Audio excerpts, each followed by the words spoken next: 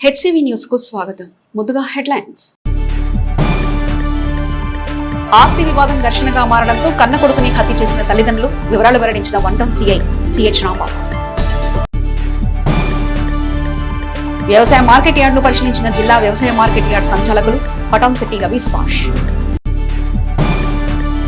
నాజరపేటలో దారుణం వెలుగు చూసింది. భూ వివాదంలో కొడుకు తరచూ వచ్చి గొడవ పెట్టుకుని బెదిరింపులకు గురి చేస్తున్నారని తల్లిదండ్రులే పేగుబంధం మరిచి కొడుకును చంపేశారు. మానవ సంబంధాలు కేవలం ఆర్థిక సంబంధాలే అనే వ్యాఖ్యను నిజం చేస్తున్న ఘోరమైన ఉదంతం ఇదే.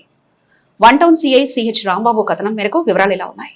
స్థానిక నాజర్పేట ఇంద్రా టవర్స్ ఎదురుగా ఉన్న రేకుల షెడ్ లో కొల్లిపర కోటేశ్వరరావు అనే ఆటో డ్రైవర్ తన తల్లిదండ్రులు భాస్కర్రావు విజయమ్మలతో కలిసి జీవిస్తున్నారు.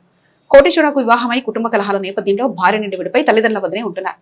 ఆటో డ్రైవర్ గా జీవనం సాగించే కోటేశ్వరరావు మద్యానికి బానిసై త్రాగి వచ్చి ప్రతిసారి తల్లిదండ్రులకు ఉన్న 2.5 సెంట్ల ఇళ్ల స్థలం అమ్మి తనకు 50,000 ఇవ్వాలని గొడవ పడేవాడు. బుధవారం రాత్రి కూడా కోటేశ్వరరావు తల్లిదండ్రులతో స్థలం అమ్మి డబ్బులు ఇవ్వమని గొడవ పెట్టుకున్నారు. కోటేశ్వరరావుకు ఒక తమ్ముడు కూడా ఉన్నారు. అతని పేరు మర్యాదాస్. రాత్రి జరిగిన ఘర్షణలో తమ్ముడు మర్యాదాస్ కూడా ఉన్నారు. వాగ్వాదం తీవ్రమై దాడులకు దారితీసింది. ఈ క్రమంలో తల్లి, తండ్రి, తమ్ముడు కలిసి కోటేశ్వరరావుపై దాడి చేసి పీక కోసి హతమార్చారు. ఈ పెనుగులాట గమనించిన స్థానికులు ఆ ప్రాంతానికి వెళ్లగా తలుపులు మూసివేశారు. కొంత వ్యవధి తర్వాత కోటేశ్వరరావు బాడీని నల్లటి పెద్ద కవర్లో చుట్టి ఆటోలో తరలించే ప్రయత్నం చేస్తున్న క్రమంలో ఇరుగు పొరుగు వారు గమనించి వారిని ప్రతిఘటించి 1 టౌన్ పోలీసులకు సమాచారం ఇచ్చారు. సిఐ రాంబాబు తమ సిబ్బందితో వచ్చేసరికి కోటేశ్వరరావు మృతదేహం ఆటోలో ఉంది. కోటేశ్వరరావు మృతదేహాన్ని స్వాధీనం చేసుకుని నిందితులు భాస్కర్రావు, విజయలక్ష్మి, మర్యాదాసులను అరెస్ట్ చేసినట్లు సిఐ రాంబాబు తెలిపారు. 2.5 సెంట్ల భూ వివాదం ఆర్థిక సంబంధమై కన్న కొడుకునే కని తెచ్చే పరిస్థితికి దారితీస్తుంది. స్థానికుల ఫిర్యాదు మేరకు కేసు నమోదు చేసి దర్యాప్తు చేపట్టిన క్రమంలో క్రూజ్ టీం సంఘటనా స్థలానికి చేరుకుని వేలిముద్రలు సేకరించింది.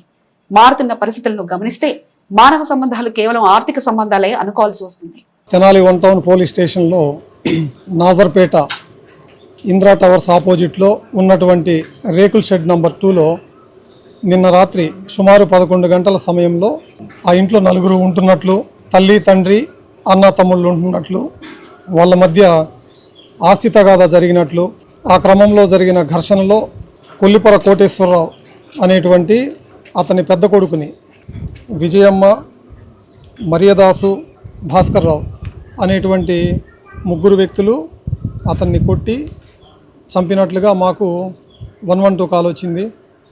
మేము ఇమీడియట్గా సీన్కి రష్ అయ్యాం. మేము వచ్చే సమయానికే వాళ్ళు కొట్టి చంపి బాడీని ఆటోలో తీసుకెళ్లే ప్రయత్నం చేస్తూ ఉండగా స్థానికులు అడ్డుపడి ఆపి మాకు అప్పగించడం జరిగింది.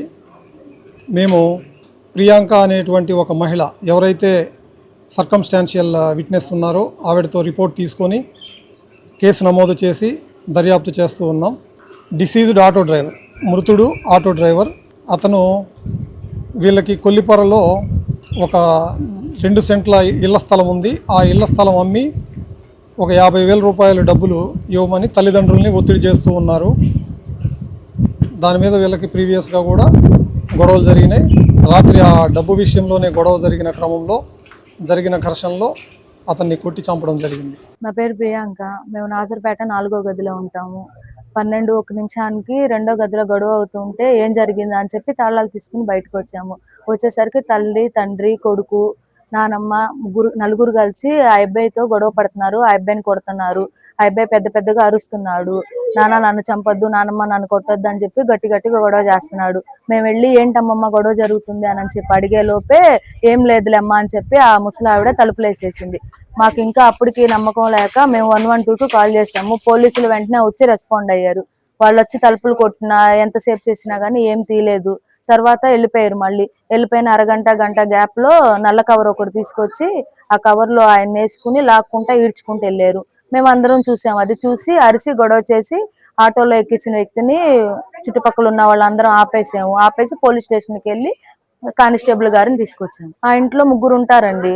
తల్లి, తండ్రి, కొడుకు, పెద్ద కొడుకు, చిన్న అబ్బాయి ఆర్టీసీ డ్రైవరు. ఆ అబ్బాయి ఈ అబ్బాయి వచ్చాడని చెప్పి 6 నెలలు అనగా బయటకు వెళ్ళిపోయాడు. అప్పటి నుంచి ఈ అబ్బాయి వాళ్ళ అమ్మలతో కలిసి ఆటో తోలుకుంటా ఉంటాడు. తెనాలి వ్యవసాయ మార్కెట్ యార్డ్ అభివృద్ధి పనులకు నిధులు సమకూర్చేందుకు జిల్లా వ్యవసాయ మార్కెట్ యార్డ్ సంచాలకులు పట్టణశెట్టి రవి సుభాష్ సానుకూలత వ్యక్తం చేసినట్లు వ్యవసాయ మార్కెట్ యార్డ్ చైర్మన్ తోట దుర్గాప్రసాద్ పేర్కొన్నారు. స్థానిక వ్యవసాయ మార్కెట్ యార్డ్ ప్రాంగణాన్ని గురువారం గుంటూరు జిల్లా వ్యవసాయ మార్కెట్ యార్డ్ సంచాలకులు పట్టణశెట్టి రవి సుభాష్ తమ అధికారులతో సందర్శించారు. తొలుత మార్కెట్ యార్డ్ ప్రాంగణాన్ని పరిశీలించారు. అనంతరం వ్యవసాయ మార్కెట్ కార్యాలయ అధికారులతో సమీక్షించారు. యార్డుకున్న ఆదాయ వనరుల గురించి తెలుసుకున్నారు. ఈ పర్మిట్ విధానాన్ని తనిఖీ కేంద్రాలతో పూర్తి స్థాయిలో అమలు చేయాలని ఆదేశించారు.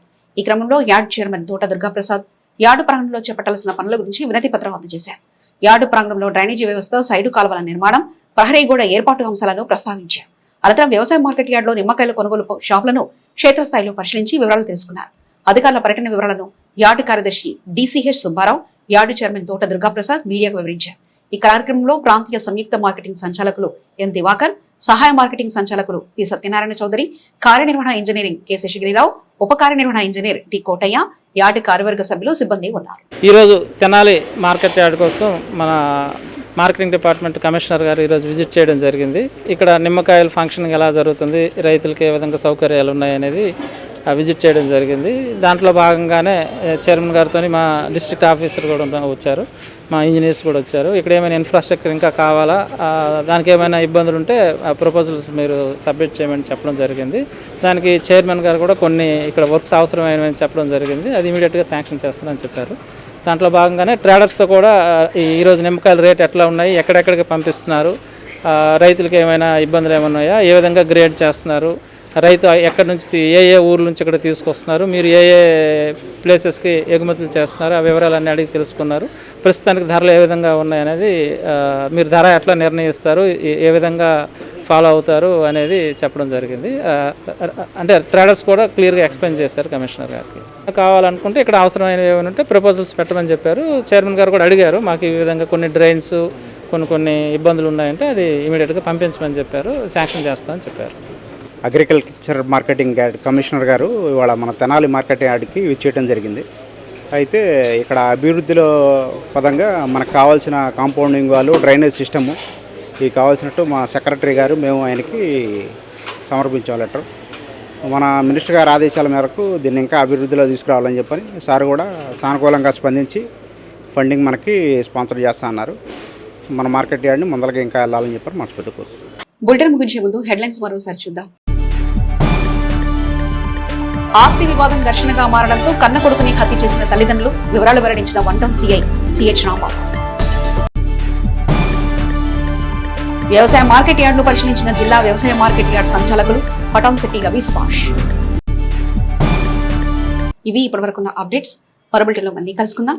అంతవరకు సెలవు. నమస్కారం.